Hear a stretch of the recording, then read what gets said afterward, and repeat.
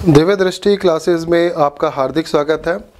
Rajasthan police constable भर्ती परीक्षा में 10 क्वेश्चन लॉ से संबंधित आते हैं और विधि के इन प्रश्नों के लिए आज हम एक श्रृंखला शुरू करने जा रहे हैं और उस श्रृंखला में हम कुछ प्रश्नों को आपको हल कराएंगे और ये संभावित प्रश्न होंगे जो बहुत महत्वपूर्ण है और इस प्रकार के प्रश्न आपसे एग्ज़ाम में पूछे जाएंगे।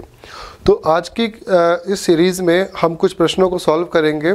तो आज का पहला प्रश्न हम लेके चलते हैं। पहला प्रश्न है कि दहेज निषेध कानून, देख सकते हैं आप बोर्ड पर, दहेज निषेध कानून भारत में कौन सी तिथि को प्रभावी माना जाता है।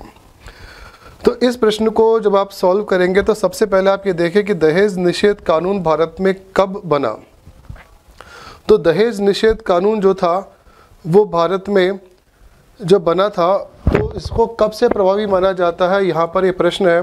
तो इस प्रश्न का सही 3-4 ऑप्शन आपको दिए गए हैं। पहला ऑप्शन है 26 जून 1961, दूसरा ऑप्शन है 9 मई 1961, तीसरा ऑप्शन है 1 जुलाई 1961। इसका सही आंसर है 1 जुलाई 1961। अब यहाँ पर देखिए कि आपके इन ऑप्शनों को कि इसको मंजूरी कब मिली थी। इस दहेज निषेध कानून को भारत में जो मंजूरी मिली वो मंजूरी मिली थी 26 जून 1961 को इसको मंजूरी मिली और राष्ट्रपति ने समर्थन किया था। इसका राष्ट्रपति का समर्थन प्राप्त हुआ 9 मई 1961 को और ये जो कानून था समस्त भारत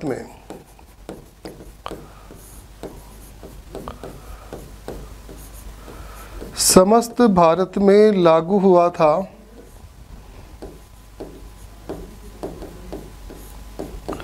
1 जुलाई 1961 को। ये समस्त भारत में लागू हुआ था। सबसे पहले हम यहाँ पर ये समझते हैं कि आखिर दहेज निषेध कानून का अर्थ क्या है। दहेज एक इस प्रकार की कुप्रथा है जिसमें शादी के समय वधु पक्ष जो है वर पक्ष को कुछ भेंट देता है। ये पुराने समय की परंपरा थी जो बाद में कालांतर में एक दहेज के नाम से कुप्रथा के रूप में जन्म ले गई। अब यहाँ पर यह समझना है कि अगर कोई भी व्यक्ति इस दहेज निषेध कानून में मुख्य बात यह है कि अगर कोई भी व्यक्ति दहेज लेता है या दहेज देता है तो इसका मतलब है कि दहेज लेना, देना और दहेज का किसी भी प्रकार से लेन देन अगर कोई भी करता है, अगर कोई भी व्यक्ति जो है किसी भी प्रकार से दहेज का लेन देन करता है तो ऐसे व्यक्ति को 5 वर्ष का कारावास और 15,000 रुपये का जुर्माना, ये दोनों लगेगा। अगर कोई भी व्यक्ति दहेज लेता है या दहेज देता है, दहेज की मांग करता है तो ऐसे व्यक्ति को 5 वर्ष का कारावास और 15,000 रुपये का जुर्माना लगेगा। अब आपको यहाँ पर इस बात को समझना है कि इंडियन पीनल कोड आईपीसी में एक धारा का जिक्र किया गया है। आईपीसी में 498 ए के अकॉर्डिंग 498 आईपीसी 498 सेक्शन के अकॉर्डिंग, इसको इस तरीके से अपन लिखते हैं, आईपीसी सेक्शन 498 के अकॉर्डिंग अगर कोई भी पति अपनी पत्नी से दहेज मांगता है, अगर कोई भी पति अपनी पत्नी से दहेज मांगता है, दहेज की मांग करता है और यहाँ पर दहेज को लेके उसको उत्पीड़न करता है तो उस अवस्था में, उस कंडीशन में 3 वर्ष का कारावास की सज़ा है। 3 वर्ष का कारावास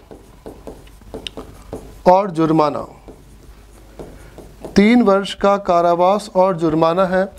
और यहाँ पर सेक्शन 498 ए के अकॉर्डिंग जो पति है उस पति पर और उसके संबंधियों के ऊपर 3 वर्ष का कारावास लगेगा और उसको जुर्माने की सज़ा होगी। इसके अलावा अगर मान लीजिए आईपीसी की धारा है, आईपीसी का मतलब है इंडियन पीनल कोड, यानी कि भारतीय दंड संहिता। भारतीय दंड संहिता में जो धारा है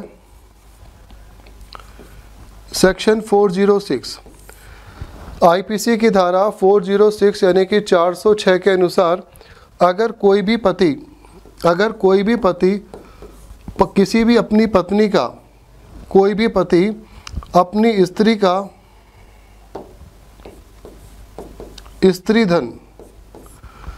स्त्री धन का मतलब होता है कि शादी के समय जो एक वधू होती है जो भी सामान लेके आते हैं उसको स्त्री धन कहते हैं। तो आईपीसी की धारा 406 के अनुसार अगर कोई भी पति अपनी पत्नी का स्त्री धन लौटाने से मना कर देता है और उसको स्त्री धन नहीं लौटाता है और उसके स्त्री धन का दुरुपयोग करता है तो उस अवस्था में उसे 3 वर्ष का कारावास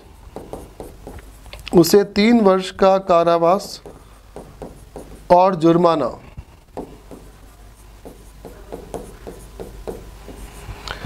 3 वर्ष का कारावास और जुर्माना दोनों की सज़ा का प्रावधान है। तो यहाँ पर आईपीसी की सेक्शन 498A, आईपीसी का सेक्शन 406 दोनों ही इस बात को कहते हैं। इसके अलावा आईपीसी में सेक्शन 304B, आईपीसी का सेक्शन 304B ये कहता है कि यदि कोई पति विवाह के 7 वर्ष के अंदर अगर कोई पति विवाह के 7 वर्ष के अंदर अपनी पत्नी को प्रताड़ित करता है और उसकी मृत्यु हो जाती है और मृत्यु से ठीक पहले दहेज की मांग की गई हो तो उस अवस्था में उस पति पर और उसके सभी संबंधियों के ऊपर जो भी जिम्मेदार हैं, और अगर ऐसा साबित हो जाता है तो 7 वर्ष से लेके जो सज़ा है वो सज़ा यहाँ पर यह है कि 7 वर्ष से लेके आजीवन कारावास, 7 वर्ष से लेके आजीवन कारावास की सज़ा का प्रावधान है। इस प्रकार के प्रश्न एग्ज़ाम में बहुत इम्पॉर्टेंट है, पूछे जा सकते हैं। आपको ये ध्यान में रखना है कि सेक्शन 304B ये कहता है कि विवाह के 7 वर्ष के अंदर अगर विवाह के 7 वर्ष के अंदर पत्नी की मृत्यु हो जाती है और ये साबित हो जाता है कि मृत्यु से ठीक पहले उसे दहेज की मांग की गई थी तो उस कंडीशन में, उस अवस्था में पति और उसके रिश्तेदार जो भी जिम्मेदार पाए जाएंगे उनको 7 वर्ष से लेके आजीवन कारावास तक की सज़ा का प्रावधान है और जुर्माना भी लगाया जा सकता है। आईपीसी के सेक्शन 376 ये जो सेक्शन है ये बलात्संग से संबंधित है कि अगर किसी भी स्त्री के साथ में किसी भी प्रकार का बलात्संग होता है तो आईपीसी का सेक्शन 376 जो है वो लागू होगा। तो इस प्रकार से आपको ये ध्यान में रखना है कि दहेज निषेध कानून जो है वो भारत में 1 जुलाई 1961 को लागू हुआ और जिस प्रकार से हम देखते हैं कि आईपीसी पूरे भारत में लागू होती है उसी प्रकार से IPC Jammu and Kashmir amendment act के 2019 के बाद में पूरी आईपीसी संपूर्ण भारत में लागू होती है। इसी प्रकार से दहेज निषेध कानून संपूर्ण भारत में एक साथ लागू होता है। यदि आपसे पूछा जाए कि दहेज निषेध कानून कहाँ कहाँ लागू होगा तो आपको बताना है संपूर्ण भारत में लागू होगा, क्योंकि आईपीसी पूरे भारत में लागू होती है, इसीलिए दहेज निषेध कानून भी संपूर्ण भारत में लागू होता है। तो यहाँ आपको ये ध्यान में रखना है कि यदि एक बार हम दोबारा इसको देख सकते हैं, दहेज निषेध कानून के अंतर्गत अगर कोई भी व्यक्ति किसी भी महिला से दहेज की मांग करता है, यानी कि विवाह के समय अगर दहेज की मांग की जाती है, दहेज का लेन देन होगा तो 5 वर्ष का कारावास और 15,000 रुपये का जुर्माना जो है वो देना होगा। यहाँ देखिए कि अगर आईपीसी सेक्शन 498A के अनुसार अगर कोई पति दहेज की मांग करेगा तो 498A के अंदर तो क्या है कि सज़ा का प्रोविज़न है और यहाँ पर सज़ा कब दी जाएगी, सज़ा 498B में दी जाएगी। आपसे सीधे सेक्शन 498 भी पूछा जा सकता है तो आपको बताना है कि आईपीसी का यानी कि इंडियन पीनल कोड, भारतीय दंड संहिता का सेक्शन 498 जो है वो ये कहता है कि अगर कोई पति अपनी पत्नी का उत्पीड़न करता है और उत्पीड़न का कारण दहेज की मांग कहा जाता है, तो इस प्रकार से अगर कोई पति या उसके संबंधी पत्नी को मारते पीटते हैं, उसको दहेज की मांग करते हैं, प्रताड़ित करते हैं या घरेलू हिंसा करते हैं और घरेलू हिंसा का कारण दहेज की मांग की गई है, तो वहाँ 3 वर्ष का कारावास और जुर्माना का प्रोविज़न है। आईपीसी का सेक्शन 406 आईपीसी का सेक्शन 406 स्त्री धन से संबंधित है कि विवाह के समय जो स्त्री धन दिया जाएगा, उस स्त्री धन का प्रयोग पति अपने खुद के कार्य के लिए नहीं करेगा, उसका दुरुपयोग नहीं करेगा, और अगर तलाक होता है, डाइवोर्स होता है या उस स्त्री धन की मांग उस महिला के द्वारा की जाएगी तो उसे स्त्री धन वापस लौटाना पड़ेगा। अगर ऐसा नहीं होगा तो यहाँ पर 3 वर्ष का कारावास और जुर्माने की सज़ा का प्रावधान है। आईपीसी का सेक्शन 304B कहता है कि अगर विवाह के 7 वर्ष के अंदर अंदर किसी महिला की मृत्यु हो जाती है और मृत्यु का कारण दहेज माना जाता है कि मृत्यु के ठीक पहले उस महिला से दहेज की मांग की गई थी, तो उस कंडीशन में, उस परिस्थिति में 7 वर्ष से लेकर आजीवन कारावास तक की सज़ा का प्रावधान है। और यहाँ पर सख्त कानून बनाए गए हैं जिससे कोई व्यक्ति दहेज की मांग नहीं कर सकता। तो इस प्रकार से हमारा ये प्रश्न है, इसका आंसर है आपका 1 जुलाई 1961। अगला प्रश्न, तीरथ कुमारी बनाम हरियाणा स्टेट। देखिए, तीरथ कुमारी बनाम हरियाणा स्टेट वार 2000 का संबंध प्रमुखतः है। आपके सामने 4 ऑप्शन दिए गए हैं। पहला ऑप्शन है दहेज निषेध विषय, दूसरा है महिला घरेलू हिंसा निषेध विषय, फिर है किशोर न्याय विषय और फिर है सती प्रथा निषेध विषय। तो इस प्रश्न का सही उत्तर है दहेज निषेध विषय। अब यहाँ पर आप ये समझिएगा कि दहेज निषेध विषय किस तरीके से है।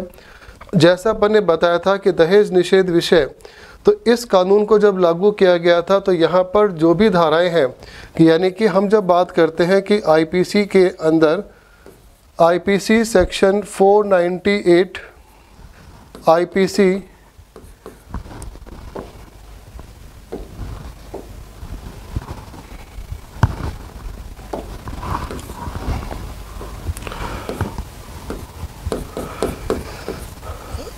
IPC section 304, IPC section 406, IPC section 376, इन सभी का संबंध जो है महिलाओं से संबंधित ये धाराएं हैं जो बहुत ही प्रमुख हैं। और यहाँ पर जैसा अभी आपने पहले देखा था इस स्लाइड में कि यहाँ पर 1961 में लागू किया गया था, तो बिल्कुल उसी तरीके से आप ये देखिए कि दहेज निषेध विषय, तो दहेज निषेध विषय यानी कि ये जो कानून था जब 1961 में बना, तो उस 1961 में यहाँ पर तीरथ कुमारी जो थी एक महिला थी जिससे दहेज की मांग की गई, और यहाँ पर ये जो केस था वो हाई कोर्ट में चला और उस हाई कोर्ट में ये देखा गया कि हरियाणा राज्य यानी कि हरियाणा स्टेट जो था वर्सेस तीरथ कुमारी का केस था, बहुत ही प्रसिद्ध केस रहा। और इस केस में का संबंध ये था कि विवाह के समय उस महिला से दहेज की मांग की गई और आईपीसी सेक्शन 498A के अंतर्गत उसके ऊपर मामला जो है वो दर्ज हुआ। यानी कि यहाँ पर जो संबंध है इस केस का वो आईपीसी सेक्शन 498 के अंतर्गत इसका मामला दर्ज हुआ था। और यहाँ पर हाई कोर्ट ने ये फैसला दिया कि कोई पति या उसका कोई भी संबंधी किसी भी महिला से मारपीट करता है, उत्पीड़न करता है और उसका कारण दहेज माना जाता है, तो इस परिस्थिति में 3 वर्ष तक की सज़ा का प्रावधान है और उस व्यक्ति और उसके समस्त रिश्तेदारों को जो जिम्मेदार पाए जाएंगे उनको 3 वर्ष तक की सज़ा का प्रावधान है, 3 वर्ष तक की सज़ा होगी। अब इस प्रकार के जो अपराध होते हैं ये आपको ध्यान में रखना है कि इस प्रकार के अपराध संज्ञेय अपराध माने जाते हैं। इस प्रकार के जो अपराध होंगे वो संज्ञेय अपराध माने जाते हैं। अब यहाँ पर आप ये समझिए कि 2 प्रकार के अपराध हैं, एक होता है संज्ञेय अपराध और एक होता है असंज्ञेय अपराध। तो संज्ञेय अपराध हम किसे कहते हैं? संज्ञेय अपराध का मतलब होता है कि किसी भी अपराधी को बिना वारंट के गिरफ्तार करना, बिना वारंट के गिरफ्तार किया जा सकता है।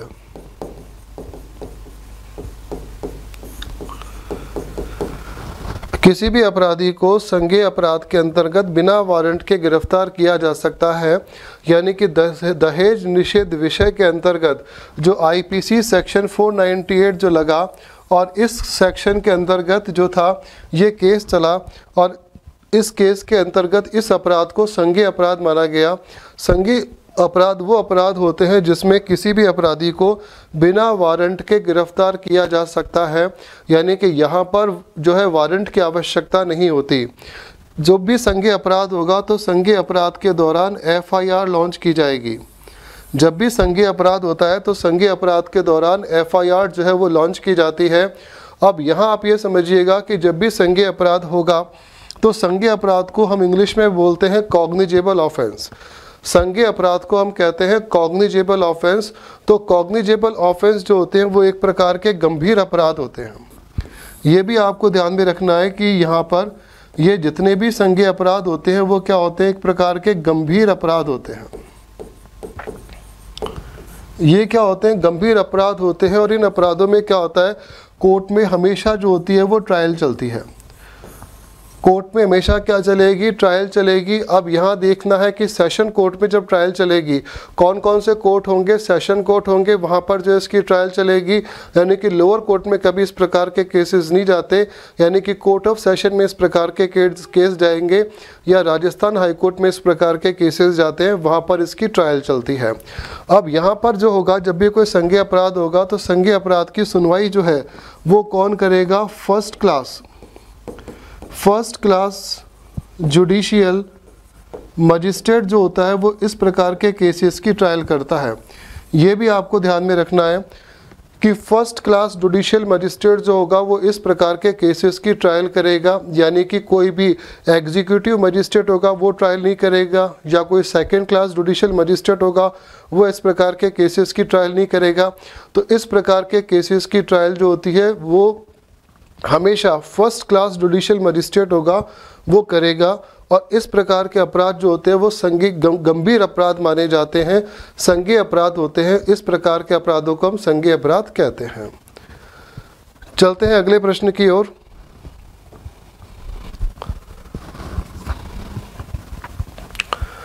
रूपाली देवी वर्सेस उत्तर प्रदेश राज्यवाद का संबंध है। अब यहाँ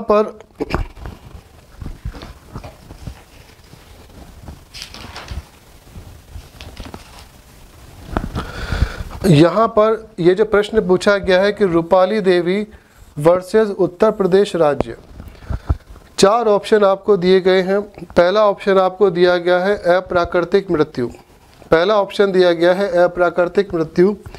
दूसरा है मृत्यु से पूर्व दहेज की मांग, फिर है दहेज के लिए क्रूरता, और फिर है नज़दीक न्यायालय में अपील दायर का अधिकार। इस प्रश्न का सही आंसर है नज़दीक न्यायालय में अपील दायर का अधिकार। देखिए यहाँ पर यह केस किस प्रकार से था उसको समझिएगा। रूपाली देवी नाम की एक महिला थी और इस महिला के साथ में दहेज को लेकर क्रूरता की गई, यानी कि इससे दहेज की मांग की गई और यहाँ पर दहेज को लेके इसके ससुराल वालों ने इसको उसके घर से निकाल दिया। ये जो केस था वो उत्तर प्रदेश यानी कि यूपी स्टेट में था। अब ये जो महिला होती है ये अपने माता पिता के घर आ जाती है और माता पिता के घर आकर रहने लगती है, लेकिन जब पति इसके ऊपर दबाव बनाता है तो ये आखिर में अपने माता पिता के जो घर यानी कि जो अपना पीहर है उसके पास में नज़दीक में ही एक कोर्ट होता है, वहाँ पर न्यायालय में जाकर क्या करती है, अपील कर देती है और न्यायालय में जाकर क्या कर देती है, केस कर देती है। तो इस केस में क्या था कि जो उत्तर प्रदेश हाई कोर्ट था, उत्तर प्रदेश हाई कोर्ट ने क्या था कि इस केस को खारिज कर दिया। उत्तर प्रदेश हाई कोर्ट ने कहा कि कोई भी महिला अगर उसके साथ में कोई क्रूरता होती है तो जहाँ पर क्रूरता हुई है उसी क्षेत्र के जो जुडिशियल जो क्षेत्र लगेगा उसी कोर्ट में उसको केस जो है वो लगाना पड़ेगा, उसी कोर्ट के अंदर उसका केस जो है वो जाएगा। परंतु जब क्या होता है कि उन्होंने उस हाई कोर्ट के केस की अपील करी सुप्रीम कोर्ट में, तो सुप्रीम कोर्ट ने हाई कोर्ट के, उत्तर प्रदेश हाई कोर्ट के डिसीजन को खारिज करते हुए ये डिसीजन दिया कि यहाँ पर कोई भी महिला के पास में पूर्ण स्वतंत्रता होती है कि यदि वो चाहे तो अपने पीहर या जहाँ पर भी वो रहती है उस क्षेत्र में लगने वाले किसी भी कोर्ट, कोई भी जो भी जुरिस्डिक्शन होता है, जो भी न्याय क्षेत्र होगा, वहाँ पर केस फाइल कर सकती है। तो यहाँ पर उस महिला के फेवर में सुप्रीम कोर्ट ने जो उत्तर प्रदेश हाई कोर्ट का निर्णय था उस निर्णय को खारिज करते हुए ये निर्णय सुनाया कि इस महिला के साथ में जो क्रूरता हुई है वो क्रूरता आईपीसी सेक्शन 498A के अकॉर्डिंग हुई है, और इसके अलावा इसमें आईपीसी सेक्शन 177 का भी ऑफेंस हुआ है। तो इस प्रकार से इस महिला को पूर्ण स्वतंत्रता है कि ये अपने नज़दीकी न्यायालय में अपील दायर कर सकती है कि जो भी क्षेत्र उसके घर के आसपास पड़ता है और जहां पर वो आराम से जा सकती है, अपील कर सकती है, तो उसको सुनवाई का पूर्ण अधिकार दिया गया। और इस प्रकार से सुप्रीम कोर्ट ने रूपाली देवी के फेवर में डिसीजन सुनाया।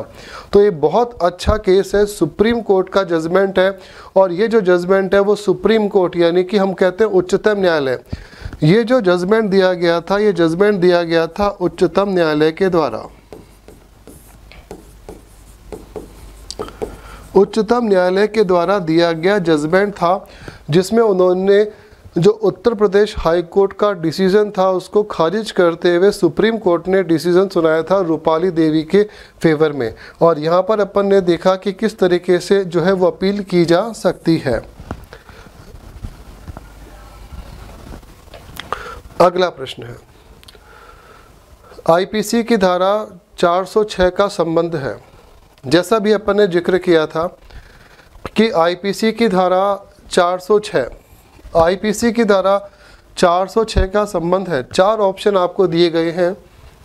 पहला ऑप्शन है स्त्री से ससुराल पक्ष के द्वारा स्त्री धन वापस देने से मना करना, फिर है स्त्री की लज्जा भंग करना, दहेज निषेध अधिकारी की नियुक्ति करना, प्रकाशन या मीडिया के द्वारा दहेज की मांग करना। तो इसका सही उत्तर है किसी भी स्त्री से ससुराल पक्ष के द्वारा स्त्री धन वापस देने से मना करना। यानी कि अगर कोई स्त्री अपना स्त्री धन वापस मांगती है और ससुराल वाले, उसका पति या उसके पति के कोई भी संबंधी उसके स्त्री धन को देने से मना करते हैं, तो उस अवस्था में आईपीसी का सेक्शन 406 जो है वो लागू होगा। और यहाँ पर ऐसे व्यक्ति को जो सज़ा होगी उस सज़ा का यहाँ पर प्रोविज़न दिया गया है, उसके पति या उसके पति के संबंधी को 3 वर्ष का कारावास, 3 वर्ष का कारावास और जुर्माना दोनों ही दिए जा सकते हैं, दोनों का प्रावधान है। 3 वर्ष का कारावास और जुर्माना दोनों का प्रावधान है। अब यहाँ पर एक बहुत ही महत्वपूर्ण बात है, वो आपको ये समझनी है कि यदि मान लीजिए किसी भी महिला के साथ में अगर ससुराल पक्ष के द्वारा जो स्त्री धन जो होता है उसको मांगा जाता है, तब ये सज़ा का प्रावधान दिया गया है। इस प्रकार के जो अपराध हैं वो अपराध जैसे आपने देखा था संज्ञेय अपराध है। इस प्रकार के अपराध कौन से अपराध माने जाएंगे? संज्ञेय अपराध माने जाएंगे, और इन्हें हम कहेंगे गंभीर अपराध कहेंगे। इन्हें हम कहेंगे गंभीर अपराध कहेंगे। यानी कि इस प्रकार के जो ऑफेंस होते हैं वो क्या होते हैं? गंभीर ऑफेंस जो है वो माने जाते हैं।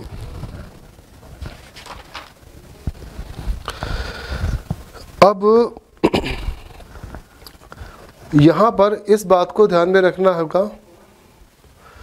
कि आईपीसी जो है यानी कि Indian penal code, IPC Indian penal code हमेशा ऑफेंस की बात करती है, सज़ा की बात करती है। यानी कि अपराध जब होगा तो अपराध के क्षेत्र में जब भी कोई अपराध होगा तो इंडियन पीनल कोड यानी कि आईपीसी जो है वो लागू होगी। अब यहाँ पर आपको ये समझना है कि आईपीसी जो थी हमारे भारत में लॉर्ड मेकाले ने दी थी। लॉर्ड मेकाले इसके जनक माने जाते हैं और आईपीसी 1860 को लागू हुई। 1860 को इसका निर्माण हुआ और ये लागू हुई थी 1862 में।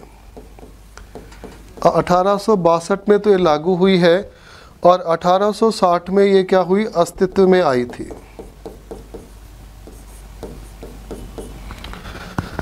आईपीसी में जो टोटल सेक्शन है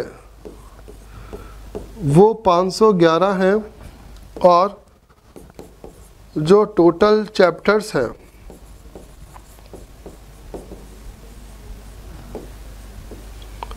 वो 23 हैं।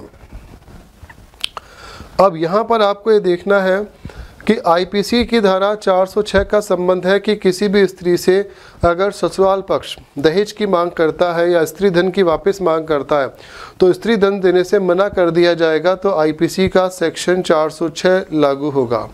तो ये बहुत ही अच्छा एक इम्पॉर्टेंट सेक्शन है। इसमें जो है संज्ञेय अपराध होगा और संज्ञेय अपराध के अलावा ये अपराध जो है गंभीर अपराध माना जाएगा और इस प्रकार से जो होगा इसमें जो है उसके नाम पर जो है जमानती यानी कि वारंट जो है वो जारी होता है। तो आईपीसी की धारा 406 जो है वो एक गंभीर अपराध माना जाता है कि ये माना जाता है कि किसी स्त्री का जो स्त्री धन होता है उसका उपयोग करने का केवल और केवल अधिकार उस महिला यानी कि उस स्त्री को होता है। उसका पति या उसके अन्य संबंधी जो है वो स्त्री धन का उपयोग जो है वो नहीं कर सकते। उसके अलावा देखिए वुमेन प्रोटेक्शन एक्ट भी लागू हुआ है। वुमेन प्रोटेक्शन एक्ट के अकॉर्डिंग कोई भी पति जो है वो अपनी पत्नी से, अगर कोई पत्नी या कोई भी महिला कोई भी अर्निंग करती है, आजीविका कमाती है, तो उसकी आजीविका पर पूरा अधिकार उस महिला का होता है, यानी कि उसका पति या उसके पति के कोई भी रिश्तेदार उस महिला से उसकी आजीविका की मांग नहीं कर सकते। तो ये कुछ पॉइंट है जिन्हें हमें ध्यान में रखना है।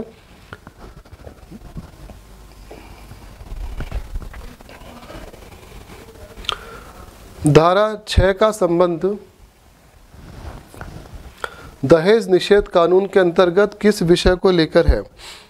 अब देखिए यहाँ पर कहा जा रहा है कि धारा 6 का संबंध दहेज निषेध कानून के अंतर्गत किस विषय को लेकर वर्णित किया गया है। हमारे सामने कुछ ऑप्शंस दिए गए हैं। पहला ऑप्शन दिया गया है दहेज विवाहिता के अतिरिक्त किसी और द्वारा धारण करना, यानी कि जो दहेज है विवाहिता के अतिरिक्त अगर कोई अन्य व्यक्ति धारण करता है। तो यहाँ पर जो दहेज शब्द लिया गया है तो दहेज जो शब्द है वो एक प्रकार से स्त्री धन की बात करता है। दहेज जो शब्द है वो एक प्रकार से स्त्री धन की बात करता है और जैसा कि हमने देखा था कि आईपीसी के अंतर्गत सेक्शन 406 में इस बात को वर्णित किया गया है कि आईपीसी का सेक्शन 406 कहता है कि दहेज या स्त्री धन विवाहिता के अतिरिक्त किसी और के द्वारा धारण किया जाएगा। तो यहाँ पर ये जो धारण करना होता है ये एक प्रकार का क्या माना जाता है, अपराध माना जाएगा। ये एक प्रकार का क्या माना जाएगा, अपराध माना जाएगा। फिर हम बात करते हैं कि बालिका के, महिला के बालिग होने पर उसे अंतरित करना।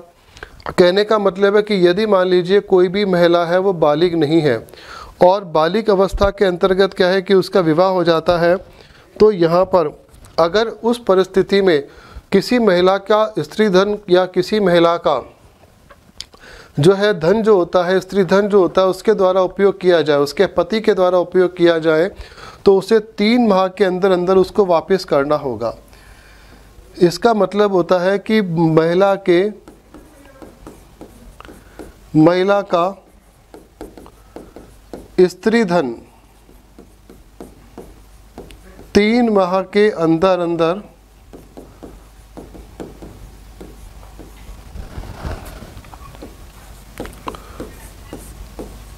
पति द्वारा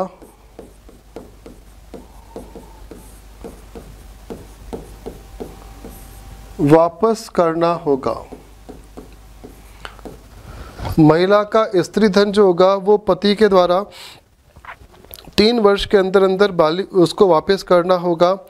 और यदि यहाँ पर महिला बालिग होती है तो उसके बालिग होने पर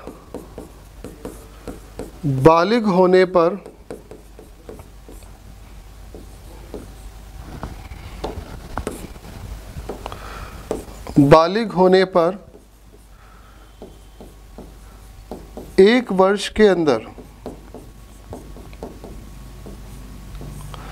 बालिग होने पर 1 वर्ष के अंदर अंदर महिला का स्त्रीधन उसे वापस करना होगा। तो यहाँ पर क्या होगा कि पति जो है उसका उपयोग नहीं कर सकता, पति द्वारा उपयोग वर्जित है, पति उसका उपयोग जो है वो नहीं कर सकता। फिर अगर मान लीजिए महिला की मृत्यु हो जाती है और उसके नहीं होने पर उसके अभिभावक को स्थानांतरित किया जाना। अब यहाँ पर अगर मान लीजिए कि कोई महिला है, उस महिला की मृत्यु हो गई, तो या तो क्या होगा कि जो महिला है उसकी अगर कोई संतान है तो वो स्त्री धन जो है उसकी संतान को दे दिया जाएगा, और अगर मान लीजिए संतान नहीं है तो यहाँ पर उस महिला के माता पिता जो है उसको दे दिया जाएगा। अब यदि मान लीजिए संतान भी नहीं है, माता पिता भी नहीं है, तो यहाँ पर क्या होगा कि वो किसी ट्रस्ट को दे दिया जाएगा। तो इस प्रकार से क्या होगा कि महिला की मृत्यु होने पर उसकी संतान या माता पिता को उसका स्त्री धन दिया जा सकता है। अब यहाँ पर एक सवाल उठेगा कि यदि महिला की मृत्यु हो जाए तो क्या उसके पति को उसका स्त्री धन दिया जा सकता है? तो उसके पति को उसका स्त्री धन नहीं दिया जा सकता, पति को उसका स्त्री धन नहीं दिया जा सकता। अगर महिला की मृत्यु हो गई तो स्त्री धन पति को नहीं दिया जाएगा, बल्कि उसकी संतान को दिया जाएगा या उसकी माता पिता को दिया जाएगा।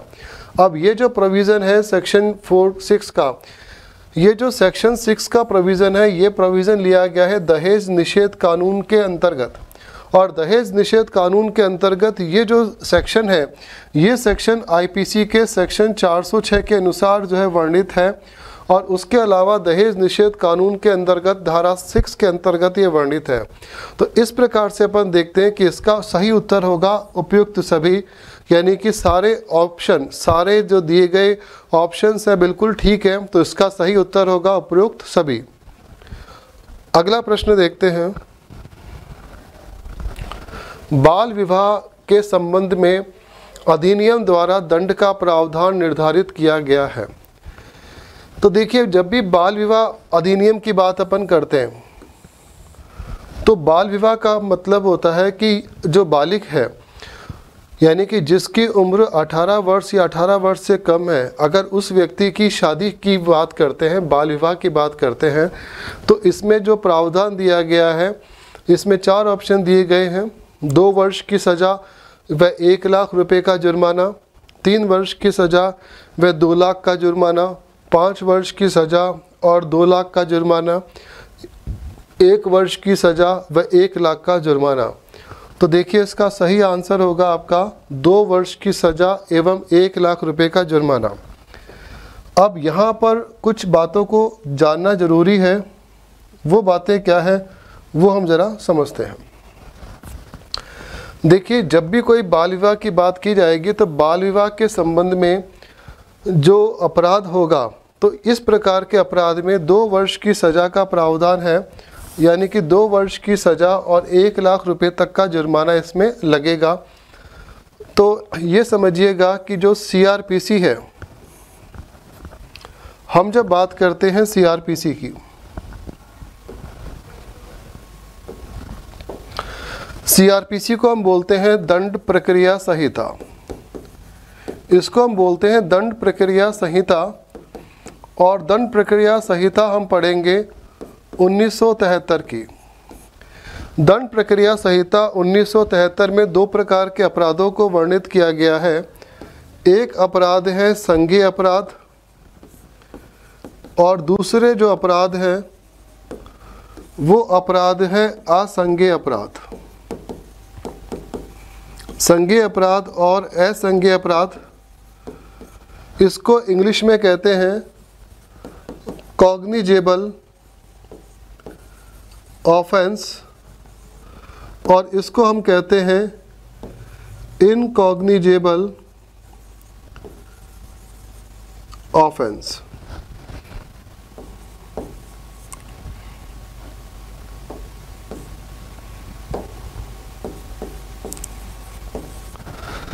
सीआरपीसी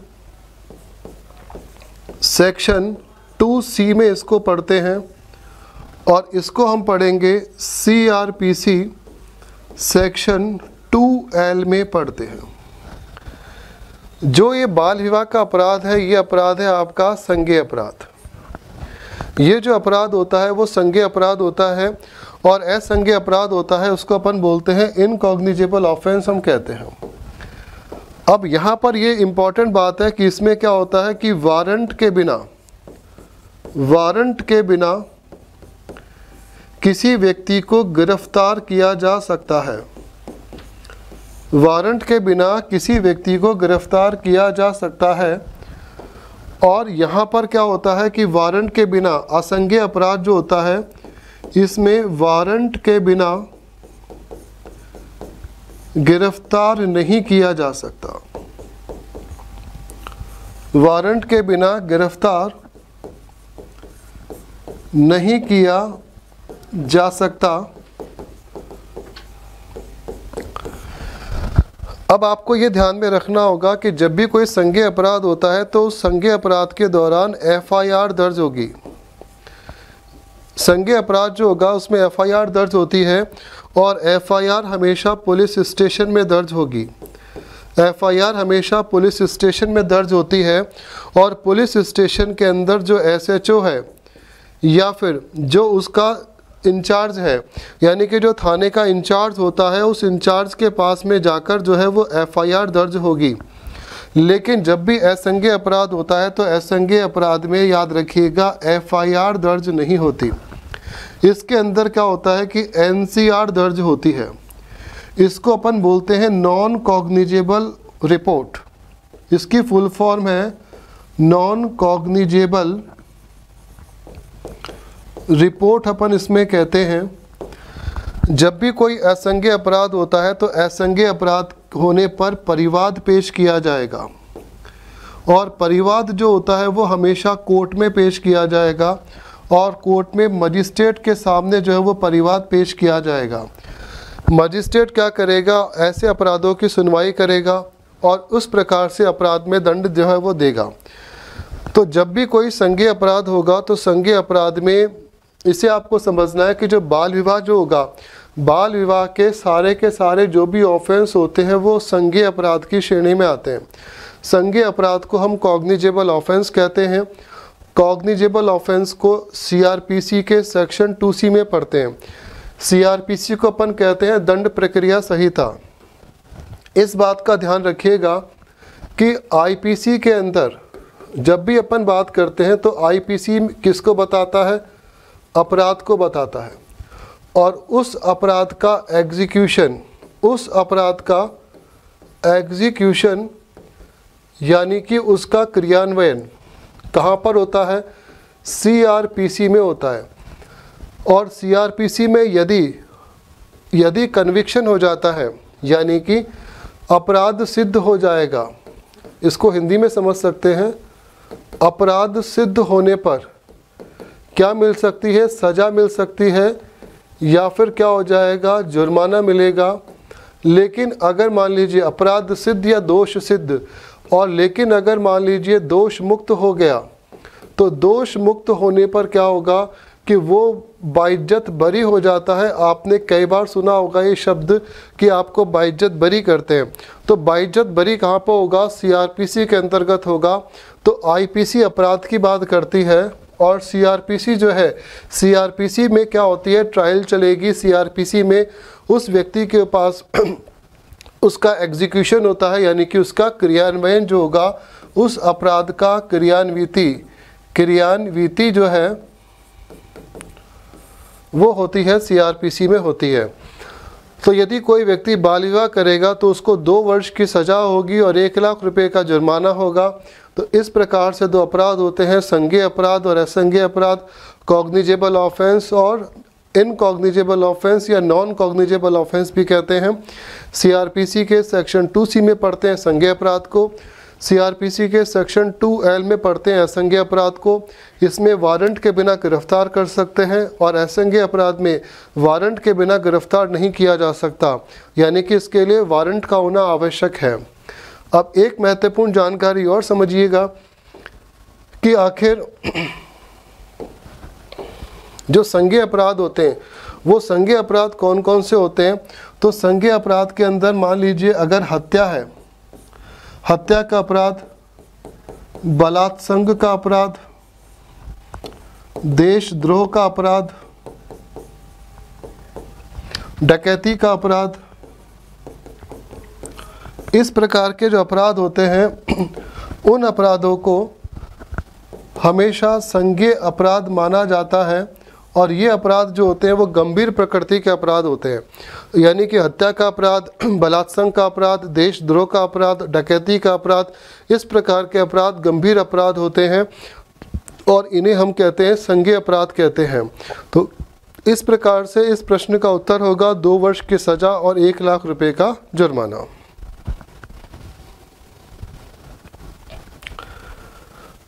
अगला प्रश्न है किशोर न्याय अधिनियम के संबंध में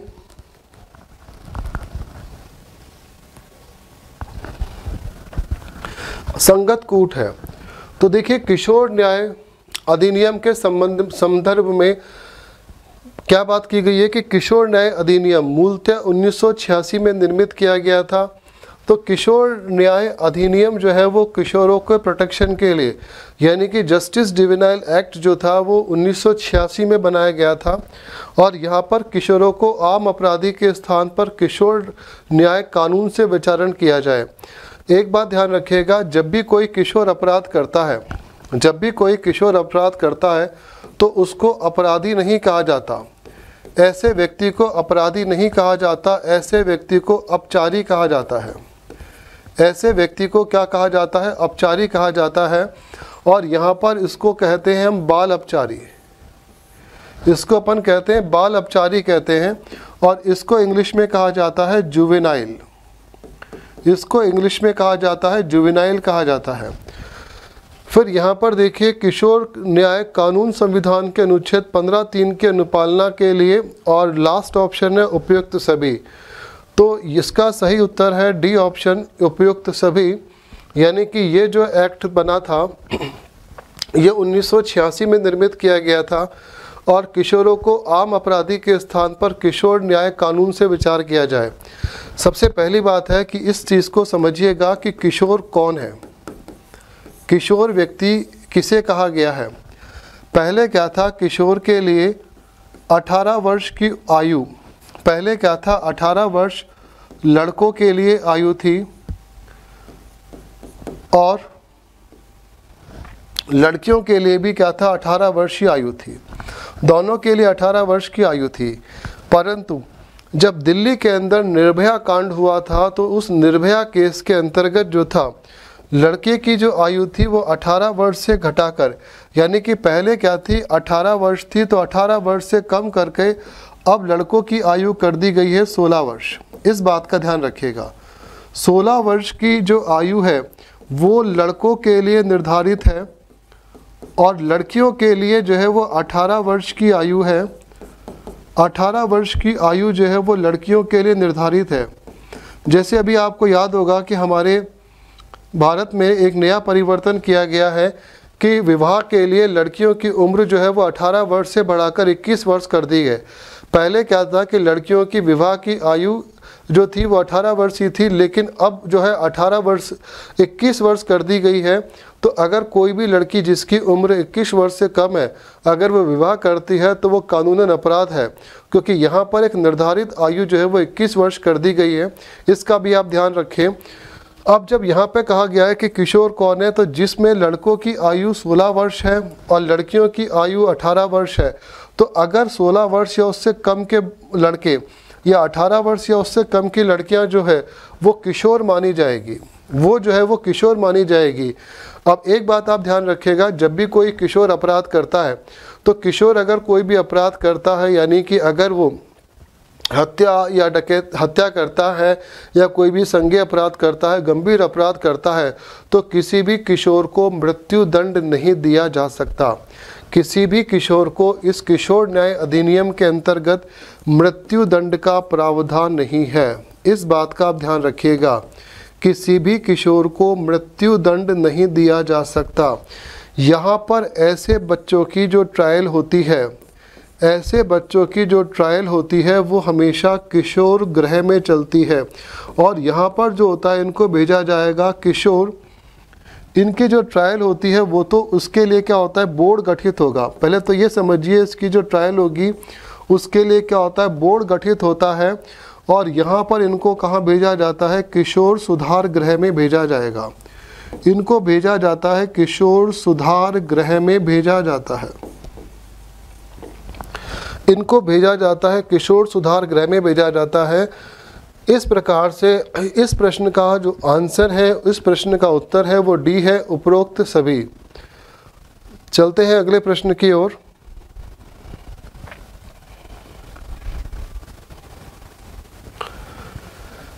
किशोर न्याय अधिनियम 2015 की कौन सी धारा में अपराधों के प्रकारों का वर्णन किया गया है? देखिए यहाँ पर आपको बोला गया है कि किशोर न्याय अधिनियम में किस प्रकार के अपराधों का वर्णन किया गया है। 4 ऑप्शन आपको दिए गए हैं, धारा 2, धारा 23, धारा 74, धारा 13। सबसे पहले तो देखिए कि अपराध किस किस प्रकार के हैं। एक तो अपराध है, 3 प्रकार के अपराध होते हैं, 3 प्रकार के अपराध हैं।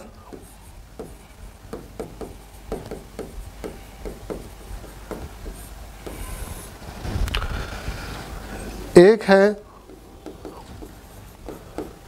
घोर अपराध,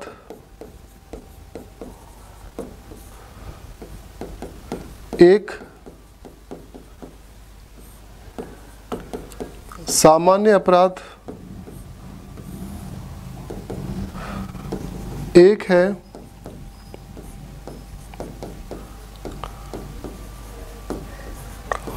जघन्य अपराध। 3 प्रकार के अपराधों की बात की गई है।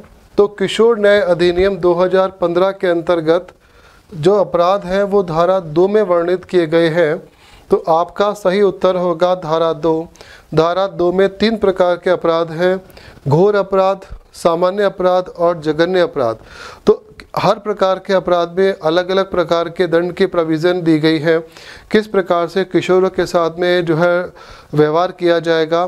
तो जो बोर्ड गठित होता है वो हमेशा किशोरों के साथ में बहुत ही अच्छा व्यवहार करता है। तो यहाँ पे उनको सुधारने का मौका दिया जाएगा। यहाँ पे अच्छे व्यवहार का अर्थ है उनको सुधारने का मौका दिया जाता है। तो इस प्रकार से किशोर न्याय अधिनियम 2015 में की धारा 2 में अपराधों के बारे में बताया गया है। पॉक्सो कानून के संबंध में निम्नलिखित में से कौन सा कथन संगत है? देखिए, पॉक्सो जो कानून है वो एक नया अमेंडमेंट हुआ है और यहाँ 2019 में इस पॉक्सो कानून के अंतर्गत बहुत नए नए अमेंडमेंट किए गए हैं। और उस नए अमेंडमेंट के अंतर्गत अगर कोई लड़की, अगर कोई भी महिला, कोई भी कन्या, हम कन्या कहेंगे, किसी भी लड़की की उम्र अगर 18 वर्ष से कम है और उसके साथ में किसी भी प्रकार का कोई यौन अपराध होता है, किसी भी प्रकार का यौन अपराध होता है, तो यहाँ पॉक्सो जो है एक्ट लागू होता है। चाहे उसके साथ में किसी प्रकार का बलात्संग हुआ हो, छेड़छाड़ की घटना हो, या उसके साथ में कोई यौन उत्पीड़न की घटना हो, किसी भी तरीके से उसको प्रताड़ित किया गया हो, उसके साथ में कोई भी शारीरिक कृत्य किया गया हो, या किसी भी तरीके से उसके सम्मान को ठेस पहुंचाई गई हो, तो यहाँ पे पॉक्सो एक्ट लागू होगा। तो पॉक्सो एक्ट जो है वो हमेशा 18 वर्ष से कम आयु की जो लड़कियां हैं, लड़के हैं, उनके लिए जो है एप्लीकेबल होता है। तो पॉक्सो कानून के अंतर्गत पॉक्सो कोर्ट बनाए गए हैं और यहाँ पर जो ट्रायल चलती है वो पॉक्सो कोर्ट में चलती है। पॉक्सो कोर्ट जो है वो आपके कोर्ट ऑफ सेशन में भी है और आपके जो है यहाँ पर इसमें स्पेशल प्रोविज़न किया गया है, जिसके अंतर्गत जो भी अपराधी हैं उन अपराधियों को एक किशोर के अकॉर्डिंग, यानी कि जो किशोर मानकर उनके साथ में व्यवहार किया जाएगा। तो यहाँ पर देखिए जो दंड है, जो कानून है, बहुत ही कठोर है। और यहाँ धारा 13 जो है, धारा 13 बनाई गई है बालकों के अश्लील प्रयोजन पर रोकथाम के लिए। सेक्शन 13 के अनुसार अगर कोई भी व्यक्ति किसी भी बालक के साथ में अश्लीलता प्रदर्शित करता है, उसके साथ में अश्लील व्यवहार करता है, तो यहाँ पर सेक्शन 13 जो है वो अप्लाई किया जाएगा। यहाँ पर सुप्रीम कोर्ट की भी एक गाइडलाइन है, उसके अंतर्गत किसी भी किशोर को, अगर किसी भी किशोर को अश्लील साहित्य बेचा जाता है, अश्लील तरीके से कोई भी कृत्य किया जाता है, तो वो भी ऑफेंस है। फिर है धारा 22। सेक्शन 22 कहती है झूठी रिपोर्ट पर 6 माह से लेके 1 वर्ष तक का दंड। अगर पॉक्सो एक्ट के अकॉर्डिंग किसी भी किशोर के खिलाफ अगर आप कोई झूठी रिपोर्ट दर्ज कराते हैं और जिस वजह से किसी किशोर को मानसिक या शारीरिक प्रताड़ना होती है, तो ऐसे झूठ पाए जाने पर, झूठी रिपोर्ट होने पर 6 महीने से लेके 1 वर्ष तक की सज़ा का प्रावधान है। तो यहाँ पर किशोरों के प्रोटेक्शन के लिए पॉक्सो एक्ट में इस सेक्शन को जोड़ा गया है। धारा 5 कहती है कि गुरुतर प्रवेशन लैंगिक हमला दंडनीय है। देखिए, गुरुतर प्रवेशन लैंगिक जो है हमला, वो एक प्रकार का यौन उत्पीड़न है कि इसमें अप्राकृतिक तरीके से मैथुन करवाया जाना बताया गया है। अगर कोई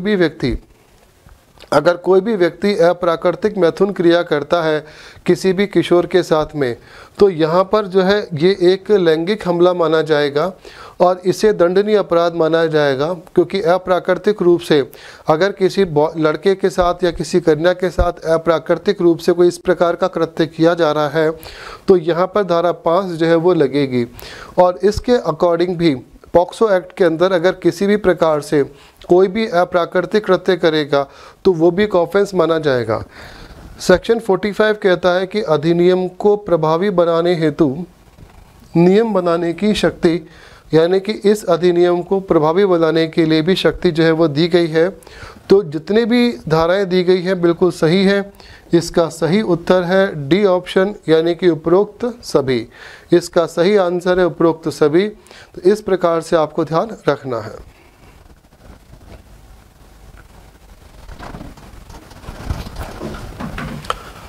पॉक्सो कानून की निम्नलिखित में से कौन सी धारा में बच्चों के प्रति कानूनी जिम्मेदारी व झूठी रिपोर्ट के संबंध में प्रावधान दिया गया है?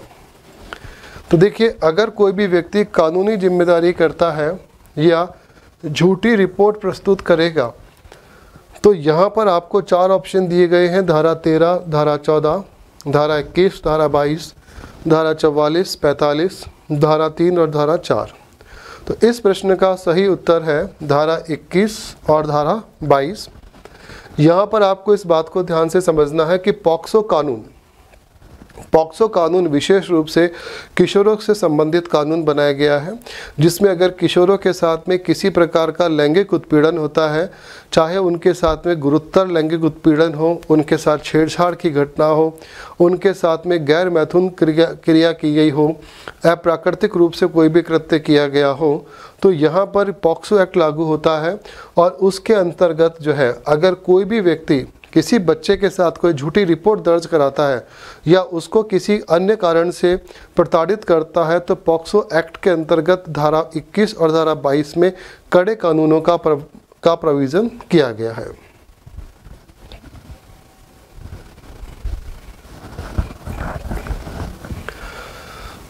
पॉक्सो कानून में कुल कितनी धाराओं का समावेश संसद द्वारा किया गया है? तो देखिए, पॉक्सो जो एक्ट है, पॉक्सो एक्ट के अंतर्गत पॉक्सो एक्ट को में सबसे पहले आप ये ध्यान में रखें कि इसको 14 नवंबर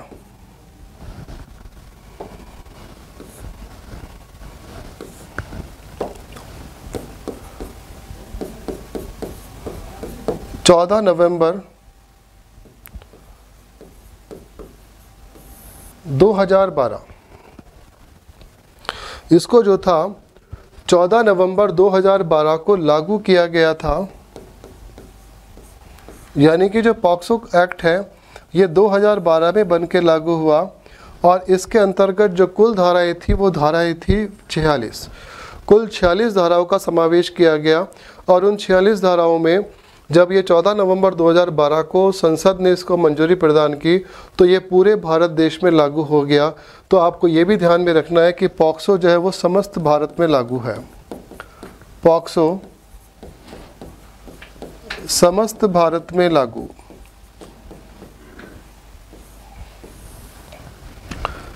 ये जो है समस्त भारत में लागू है।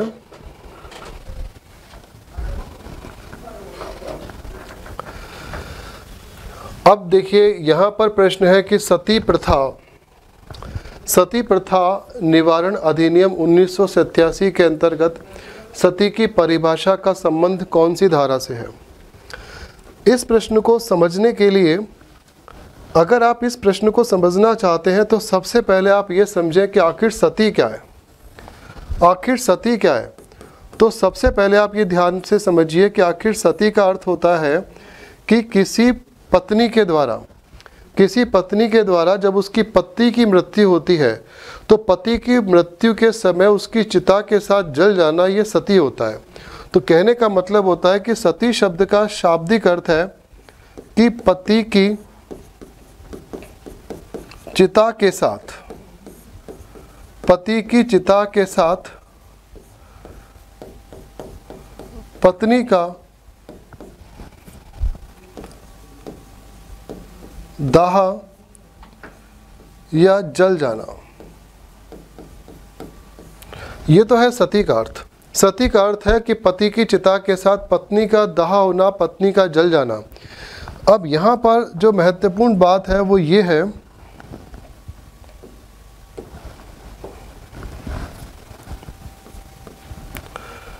हमारे भारत में राजा राम मोहन राय और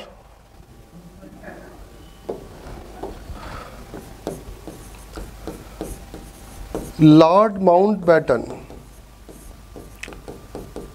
देखिए राजा राम मोहन राय और लॉर्ड माउंटबेटन जो थे, उन्होंने 1829 में सती निवारण अधिनियम, इन्होंने जो था कि बंगाल सती निवारण कानून जो है उसको बनाया और यहाँ पर इस कानून के द्वारा सती प्रथा पर रोक लगाने का प्रयास किया गया। 1829 के अंतर्गत बंगाल सती निवारण कानून बनाया और उस कानून के अंतर्गत जो था सती प्रथा को रोकने का पूरा कार्य किया गया। राजस्थान में सबसे पहले बूंदी में जो था ये सती प्रथा निवारण अधिनियम जो है वो लागू किया गया था। राजस्थान में सबसे पहले बूंदी में, तो आपको याद रखना है कि बूंदी के अंतर्गत सर्वप्रथम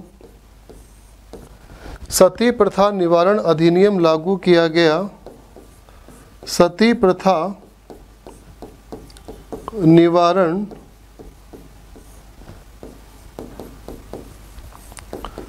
अधिनियम लागू किया गया।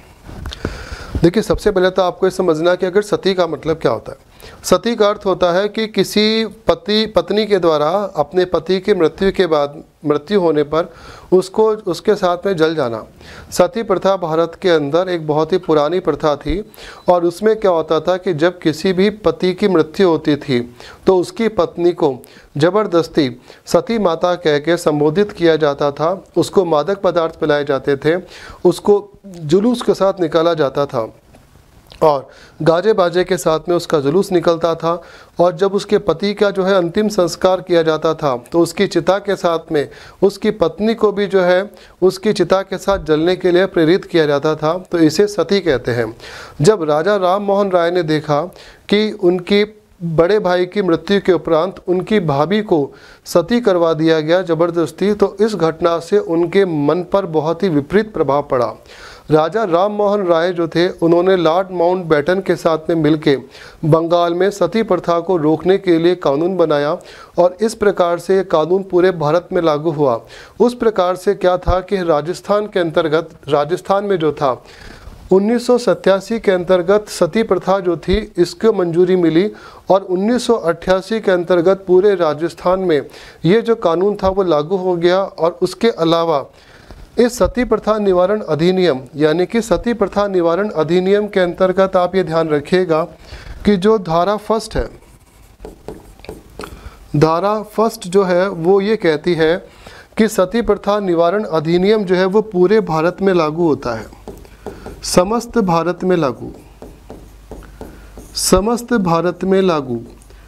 अब समस्त भारत में को क्या क्या लागू है? समस्त भारत में आप जानते हैं कि समस्त भारत में आईपीसी लागू है, समस्त भारत में सीआरपीसी लागू है, समस्त भारत में पॉक्सो जो है वो लागू है। इसका मतलब है सारे के सारे कानून पूरे भारत में लागू हैं। तो धारा 1 कहती है कि ये समस्त भारत में लागू है। दूसरी बात आप ये समझिए कि धारा 2 कहती है कि इसके अंतर्गत सती की परिभाषा को बताया गया है। सती की परिभाषा, सती की परिभाषा को बताया गया है।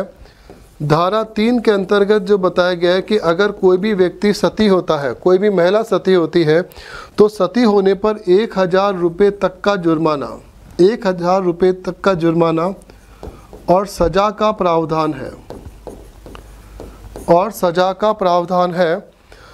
और यहाँ पर देखिए कुल जो धाराएं हैं इसके अंतर्गत 22 धाराएं इसमें बताई गई हैं। कुल धाराएं 22 है। इसमें कुल धाराएं कितनी है? 22 है। इसके अलावा इसमें अलग अलग धाराएं बताई गई हैं। धारा 10 के अंतर्गत, धारा 10 जो है वो ये कहती है कि अगर कोई भी व्यक्ति जो है वो सती होता है तो उसके लिए विशेष लोक अभियोजक की नियुक्ति की जाएगी। विशेष लोक अभियोजक की नियुक्ति, विशेष लोक अभियोजक की नियुक्ति।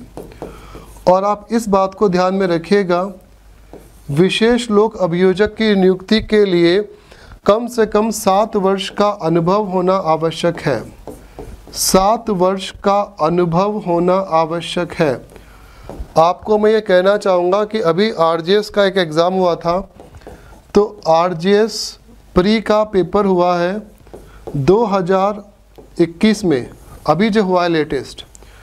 उस परीक्षा में ये प्रश्न पूछा गया था कि विशेष लोक अभियोजक की नियुक्ति के लिए कितने वर्ष का अनुभव चाहिए। तो आपको याद रखना है कि 7 वर्ष का अनुभव जो है वो चाहिए। धारा 10 के अंतर्गत क्या है? विशेष लोक अभियोजक की नियुक्ति होती है और विशेष लोक अभियोजक की नियुक्ति होने पर 7 वर्ष का अनुभव होना आवश्यक है।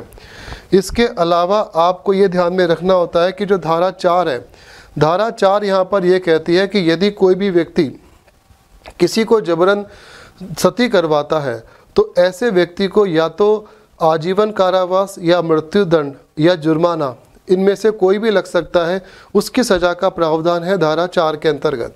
तो धारा 4 यहाँ पर यह कहती है कि अगर कोई भी व्यक्ति किसी महिला को जबरन जो है सती करवाता है तो उस परिस्थिति में उस महिला को, उस व्यक्ति को आजीवन कारावास, मृत्युदंड या आर्थिक जुर्माना जो है वो करवाया जा सकता है।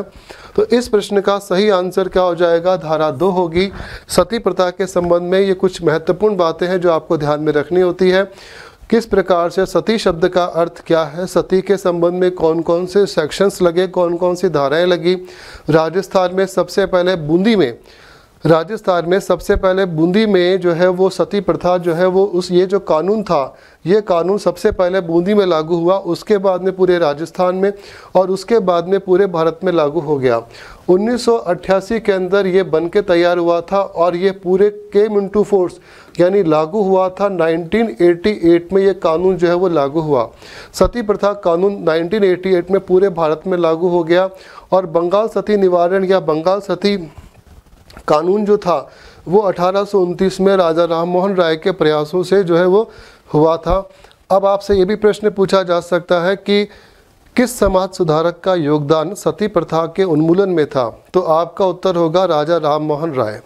राजा राम मोहन राय एक समाज सुधारक थे और राजा राम मोहन राय जो थे एक समाज सुधारक थे, उनका योगदान भारत में सती प्रथा के उन्मूलन में महत्वपूर्ण था। तो इस बात का भी आप ध्यान रखिएगा।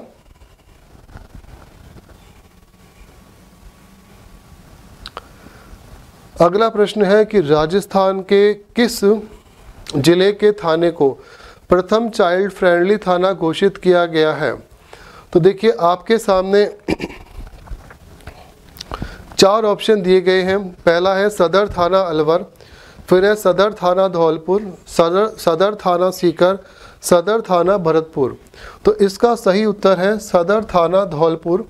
सदर थाना धौलपुर को फर्स्ट चाइल्ड फ्रेंडली थाना घोषित किया गया है। इसका मतलब है कि कोई भी बच्चे के संबंध में अगर कोई भी अपराध होता है तो धौलपुर थाना क्षेत्र के अंतर्गत इसमें पूरा फ्रेंडली माहौल बनाया गया है कि आप जो है निडरता के साथ में बिना किसी अधिक औपचारिकता के शिकायत दर्ज करवा सकते हैं और आपकी शिकायत पर तुरंत कार्यवाही की जाएगी।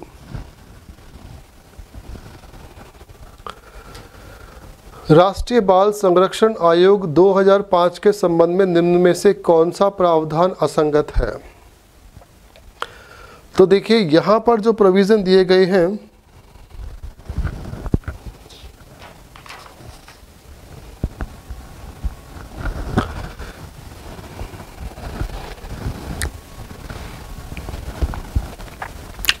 इसमें ये प्रोविज़न दिए गए हैं कि आयोग की स्थापना बाल संरक्षण हेतु की गई है। तो ये समझिए कि यहाँ पर ये जो राष्ट्रीय बाल संरक्षण आयोग है इसमें प्रमुख लक्ष्य जो है वो है बाल संरक्षण यानी कि चाइल्ड प्रोटेक्शन का उद्देश्य है, यानी कि बच्चों के प्रोटेक्शन के लिए, चाइल्ड के प्रोटेक्शन के लिए यहाँ पर इस आयोग की स्थापना की गई है। तो ये जो उत्तर है बिल्कुल ठीक है। फिर हम बात करते हैं कि इसमें 1 अध्यक्ष और 3 सदस्य शामिल हैं। तो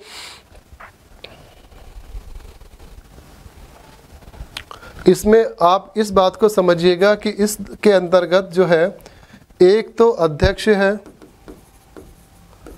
एक अध्यक्ष है और इसमें जो है कुल 6 सदस्य हैं और उन 6 सदस्यों में से 2 महिला सदस्य का होना आवश्यक है। 2 महिला सदस्य का होना आवश्यक है।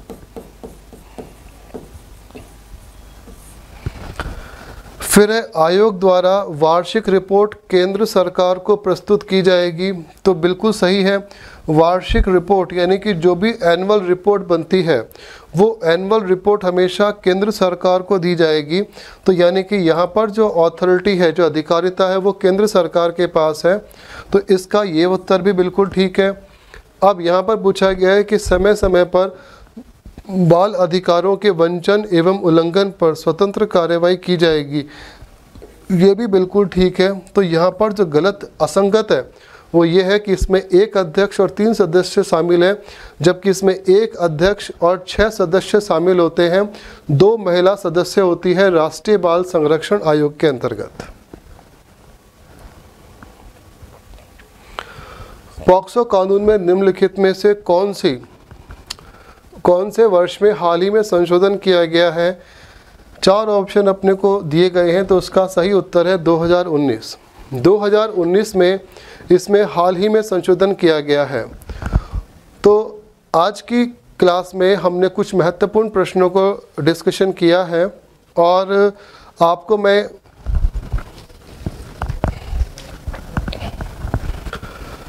आप सभी विद्यार्थी जो राजस्थान पुलिस की तैयारी कर रहे हैं उनको मैं एक शुभ समाचार देना चाहता हूं कि दिव्य दृष्टि प्रकाशन की ओर से एक पुस्तिका निकाली गई है राजस्थान पुलिस के लिए। बहुत ही विशेष पुस्तिका है, बहुत ही विशेष किताब है ये।